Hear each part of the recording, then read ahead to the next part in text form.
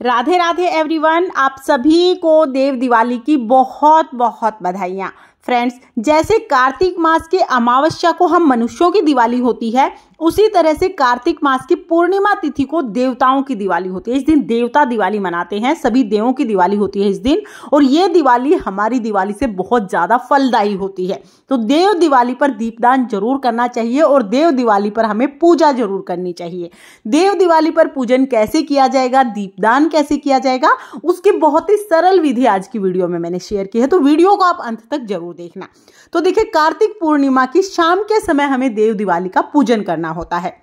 ये पूजन हम अपने घर के मंदिर में ही कर लेते हैं, क्योंकि सभी देवताओं का हमें पूजन करना है। तो देखिए, घर के मंदिर को आप साफ करके फिर मंदिर को आप सजा लीजिएगा, जैसे दिवाली पर हम मंदिर को सजाते हैं।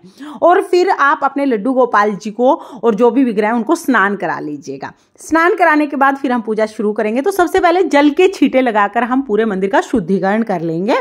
उसके बाद फिर हम देसी घी का दीपक जलाएंगे। हाथ जोड़कर सभी देवी देवताओं से प्रार्थना करेंगे, हे भगवान, आज मैं आपके निमित्त ये पूजा कर रही हूँ या कर रहा हूँ, अगर पूजा में कोई कमी रहे तो मुझे क्षमा करें।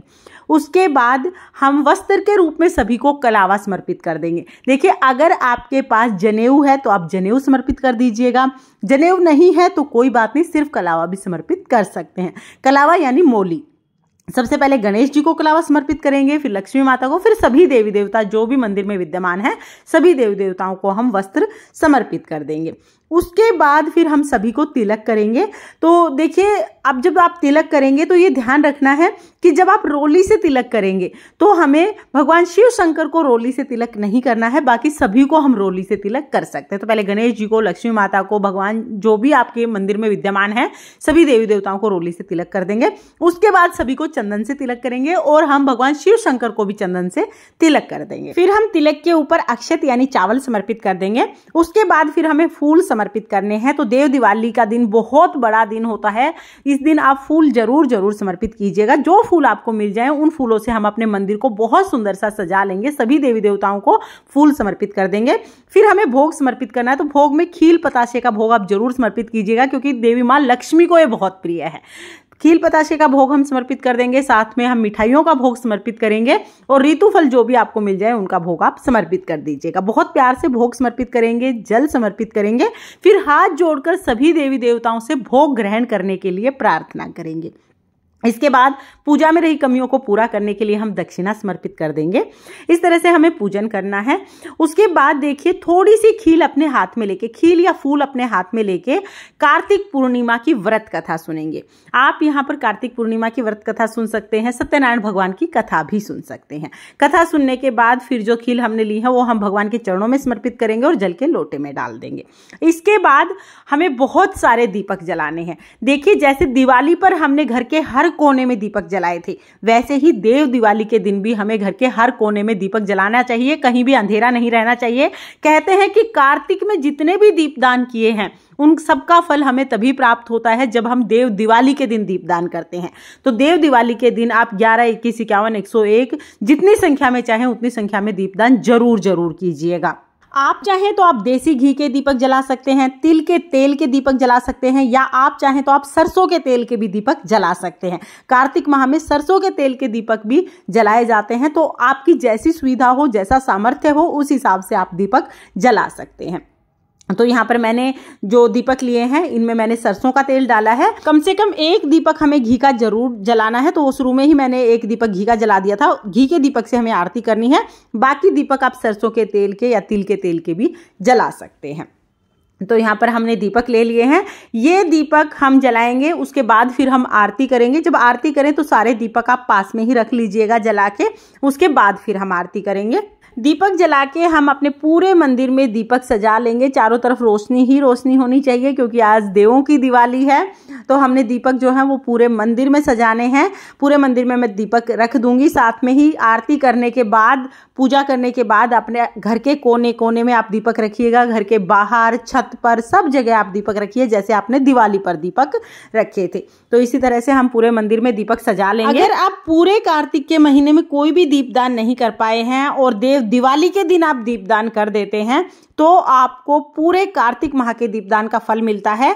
देव दिवाली के दिन आप गंगा किनारे दीपदान कर सकते हैं, घर में गंगा जी के लिए दीपदान कर सकते हैं, उसका भी वीडियो चैनल पर आ चुका है। और आप मंदिर में भी दीपदान कर सकते हैं, मतलब आप कहीं पे भी दीपदान करें, लेकिन देव दिवाली के दिन आप दीपदान जरूर कीजिएगा।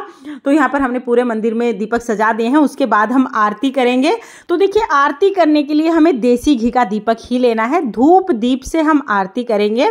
और जो हमने पहले दीपक जलाया था ये देसी घी का दीपक ही था, तो इसलिए हम इसी दीपक से आरती कर लेंगे। देव दिवाली पर भी मुख्य रूप से गणेश जी और लक्ष्मी जी का पूजन किया जाता है। वैसे तो सभी देवी देवताओं का पूजन किया जाता है, लेकिन दिवाली जो है लक्ष्मी गणेश जी को समर्पित होती है।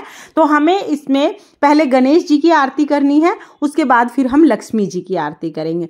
बहुत ही प्रेम पूर्वक हम आरती करेंगे।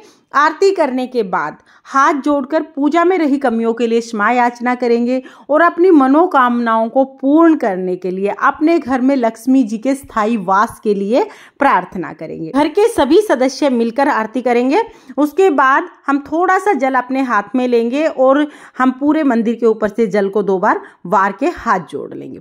तो जब आप देव दिवाली की आरती करें, पूजा करें, घर में सभी सदस्य मिलकर पूजा करें, क्योंकि सभी सदस्य मिलकर पूजा करते हैं तो उस पूजा का पूर्ण फल हमें प्राप्त होता है।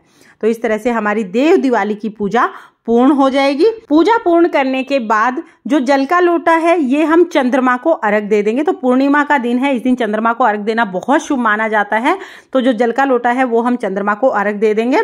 इसके साथ ही जो भी भोग प्रसाद हमने चढ़ाया है ये सारा भोग प्रसाद घर के सभी सदस्यों में प्रसादी रूप में हम बांट देंगे। और जो दक्षिणा है ये दक्षिणा, क्योंकि ये दिवाली की पूजा है, लक्ष्मी जी का मुख्य रूप से पूजन किया है, तो ये दक्षिणा हम घर में ही रखेंगे, इसको दान नहीं करते हैं।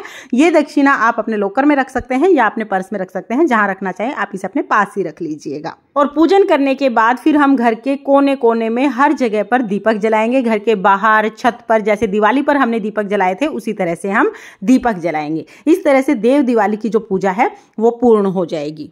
फ्रेंड्स, कार्तिक पूर्णिमा का दिन सभी के लिए बहुत ज़्यादा महत्वपूर्ण होता है। इस दिन शाम के समय आप दीपदान जरूर कीजिएगा और अपने मंदिर में सभी देवताओं का पूजन करके आप बहुत सारे दीपक जलाइएगा। साधारण सा पूजन करना है, जैसे हम रोजाना पूजा करते हैं लगभग वैसे ही पूजा की जाएगी। बस हमें दिवाली की तरह बहुत सारे दीपदान करने होते हैं। आपको देव दिवाली की ये सरल पूजा विधि कैसी लगी कमेंट करके जरूर बताना। और अगर ये वीडियो आपको पसंद आई हो, वीडियो आपके लिए थोड़ी बहुत भी यूजफुल हो, तो प्लीज वीडियो को लाइक कर देना। और हम महिलाएं घर में तीज त्योहार कैसे करते हैं ये देखने के लिए मेरे चैनल को सब्सक्राइब कर लेना। जय मां लक्ष्मी। राधे राधे।